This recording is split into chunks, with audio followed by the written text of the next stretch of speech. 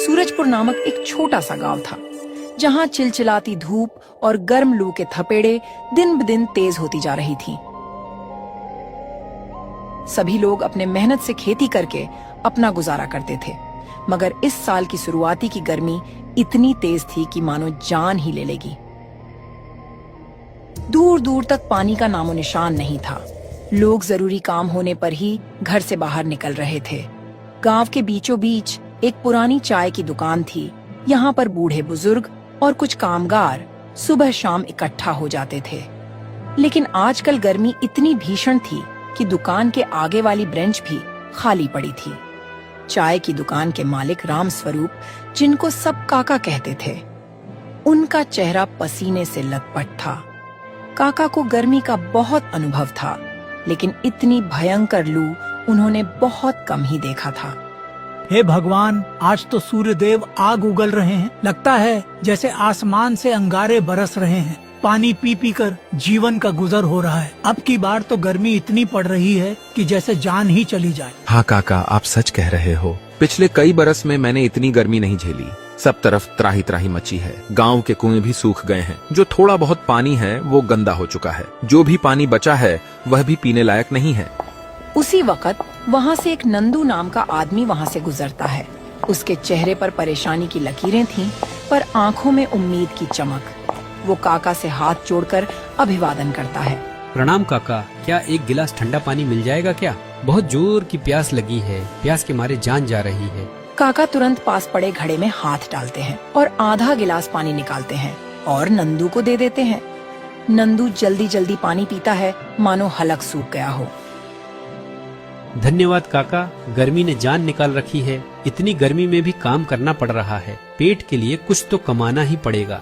बिल्कुल बेटा, पेट तो हर हाल में पालना ही है। पर सुन रहा हूँ कि तुम्हारे मोहल्ले में भी पानी का बड़ा संकट हो गया है। जी काका, 2 दिन से नल में पानी नहीं आ रहा है। पानी का स्रोत नीचे चला गया है। सभी लोग परेशान हैं और मैं जो भी पानी बचा कर रखा था वो भी लगभग खत्म हो चुका है। दिन में मजदूरी करके आता हूँ तो घर में पानी की दिक्कत देखकर दिल टूट जाता है और बिजली भी दिन भर गुल रहती है। पंखा भी नहीं चलता। हाँ बेटा, बहुत बुरा हाल है, लेकिन बेटे तुम चिंता मत करो। सरकार कोई ना कोई योजना निकालेगी। जैसे सूखा राहत, पानी का टैंकर और राशन का इंतजाम करने का वादा कर रही है। और सुनने में आया है कि गांव का एकमात्र सरकारी ट्यूबवेल भी सूखने की कगार पर है। हाँ, सुना तो मैंने भी है।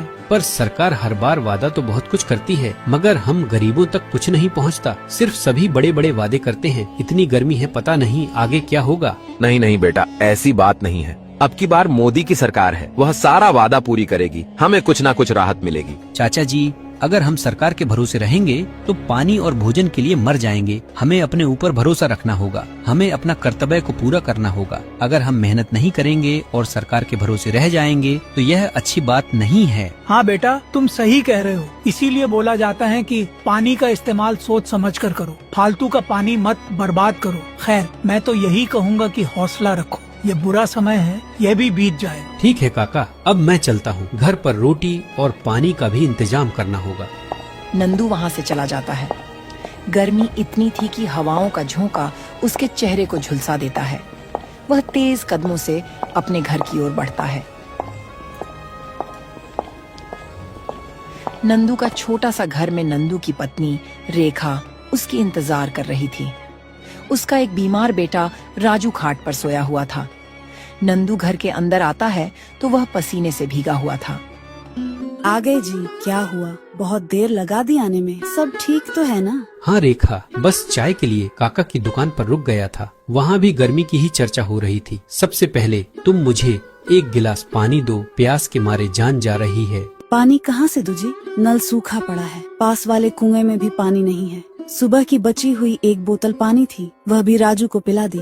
हमारे पास अब थोड़ा भी पानी नहीं बचा। और तो और राजू को भी जोर का बुखार हो गया था। मैं डॉक्टर को बुलाकर दवा ली हूँ, तब उसका बुखार कम हुआ है।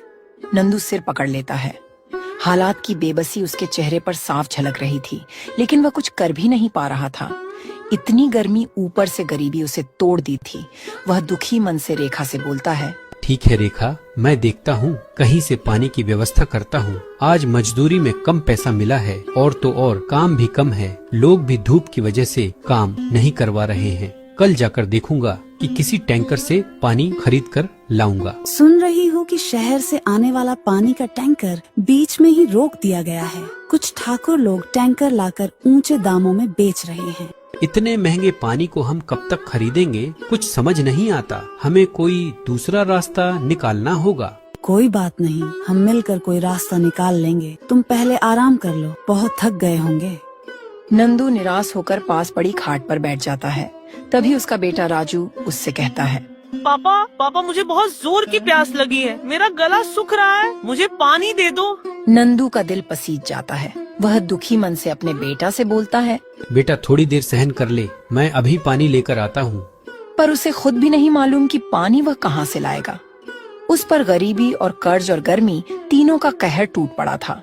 वह बिना आराम किए पानी के तलाश में चला जाता है। गांव का एक चौराहा था जहां लोग कभी चहल पहल में जुटे रहते थे, लेकिन अब दोपहर में सड़कें सुनसान थीं। उसी गांव में ठाकुर रमेश सिंह रहता था। गांव का सबसे अमीर व्यक्ति था और गांव में दबदबा बनाकर रहता था।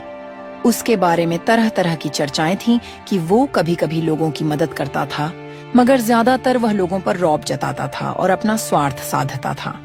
उसी के साथ उसका खास आदमी कल्लू उसके साथ रहता था। वह हेरा फेरी, बेईमानी और मुनाफाखोरी में उसका नाम पहले था। वह अपने स्वार्थ के लिए कुछ भी कर सकता था। अरे कल्लू, इतनी धूप में क्यों खड़े हो भाई? ठाकुर साहब बस आपका ही इंतजार कर रहा था। सुना है कि पानी की बड़ी दिक्कत चल रही है। मैं सोच रहा था किसी तरह टैंकर का इंतजाम करके कुछ पैसा कमाया जाए। हाँ, ये गर्मी तो बहुत लंबी चलने वाली है। मैंने भी शहर से बात की है। कुछ सरकारी सप्लाई रुक गई है और कुछ हम इधर उधर करा रहे हैं। अगर तुम चाहो तो मेरे जानने वाले से टैंकर बुलवा कर पानी बेच सकते हो। थोड़ा मुनाफा हमारा, थोड़ा तुम्हारा। जी ठाकुर साहब, मैं तो तैयार हूँ, बस आप इशारा कीजिए। तुम चिंता मत करो, शाम को मेरे घर आना, तब तक मैं सारा जुगाड़ कर दूंगा। दोनों एक दूसरे की ओर देखकर मुस्कुराते हैं, जैसे कोई गोपनीय सौदा तय हो गया हो। कालू चल देता है। इधर नंदू एक टूटी फूटी बाल्टी लिए गांव के पार स्थित एक पुराने तालाब की ओर बढ़ रहा था, जहां शायद थोड़ी बहुत पानी की संभावना बची थी। तालाब तक पहुंचते पहुंचते नंदू पसीने में लथपथ हो जाता है। तालाब की हालत देखकर उसका दिल टूट जाता है। वहां सिर्फ काई जमी हुई थी, पानी बहुत कम था। नंदू को पानी गंदा लगता है, पर उसकी मजबूरी थी। वह आस पास नजर दौड़ाता है। तभी उसके पास एक बूढ़ी दादी आती है। अरे बेटा, यह पानी तो बहुत गंदा है। इस पानी से तो बीमारियां फैलेंगी। तुम इस पानी को क्यों भर रहे हो? क्या करूं दादी, पानी की इतनी किल्लत है कि घर में मेरी पत्नी और मेरे बच्चे प्यासे हैं। मैं उनके लिए कुछ नहीं कर पा रहा हूँ। मुझे तो मजबूरी में यही भरना पड़ेगा। नंदू अपने मजबूरी में पानी भर लेता है और घर की ओर चला जाता है। रास्ते में उसे मास्टर श्यामलाल मिलते हैं, गांव के सम्मानित शिक्षक, जिनका दिल बहुत साफ था। वो हमेशा लोगों की भलाई की सोचा करते हैं। इस भीषण गर्मी में भी मास्टर जी लोगों के घर जाकर समझाते हैं कि संयम और स्वच्छता को न छोड़ें। अरे नंदू, कहाँ से आ रहे हो? बहुत परेशान नजर आ रहे हो।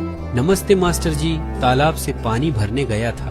बेटा, ये पानी बहुत गंदा है, इससे बीमारी पकड़ने का खतरा है। घर पर इसे उबाल कर ही पीना, वरना डायरिया, उल्टी दस्त लग सकते हैं। जी मास्टर जी, मेरे पास और कोई चारा भी नहीं था। नल सूखा पड़ा हुआ है और कुआं भी सूखा पड़ा है। समस्या तो बहुत विकट हो गई है। प्रशासन भी हाथ खींचे बैठा है। कुछ लोग अपने मुनाफे के लिए पानी बेच रहे हैं। अब भगवान ही हमें बचाएंगे या मार डालेंगे। नंदू जल्दी से अपने घर जाता है और पानी उबालता है। फिर सभी लोग पानी पीते हैं।